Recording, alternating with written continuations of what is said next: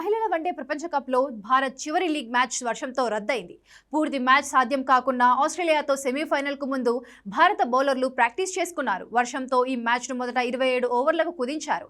Toss గెలిచిన Bharat bowling ఎంచుకుంది. Wicket keeper batter Richa ఘోష్కు విశ్రాంతినివ్వడంతో ఉమా ఛేత్రి అరంగేట్రం చేసింది. క్రాంతి గౌడ, స్నేహ రాణాకు కూడా విశ్రాంతినిచ్చారు. ఏ దశలోనూ బంగ్లా భారత్కు పోటీనివ్వలేకపోయింది. షర్మిన్, శోభన తప్పిస్తే మిగిలిన బ్యాటర్లంతా విఫలమయ్యారు. బంగ్లా బ్యాటింగ్లో 7 బ్యాటర్లు సింగిల్ డిజిట్కే పరిమితమైపోయారు. దీంతో బంగ్లాదేశ్ 27 ఓవర్లలో 9 వికెట్లకు 119 పరుగులు చేసింది. భారత్ బౌలర్లలో రాధా యాదవ్ 3, శ్రీచరణి 2, అమన్జోత్ కౌర్, రేణుక, దీప్తి శర్మ ఒక్కో వికెట్ తీశారు. డక్వర్త్ లూయిస్ విధానం ప్రకారం 126 పరుగుల టార్గెట్తో బరిలోకి దిన్న భారత్కు ఓపెనర్లు మెరుపు ఆరంభాన్నిచ్చారు. ఫామ్లో ఉన్న ఫీల్డింగ్ చేస్తూ ప్రతీక రావల్ గాయపడడంతో స్మృతి మందనతో కలిసి అమన్జోత్ కౌర్ ఇన్నింగ్స్ ఆరంభించింది.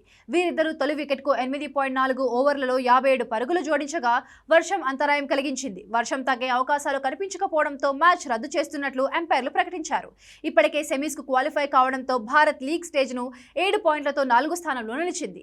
గత మ్యాచ్లో న్యూజిలాండ్పై ఘన విజయం సాధించడంతోనే భారత్ సెమీస్ బెర్త్ను ఖాయం చేసుకుంది.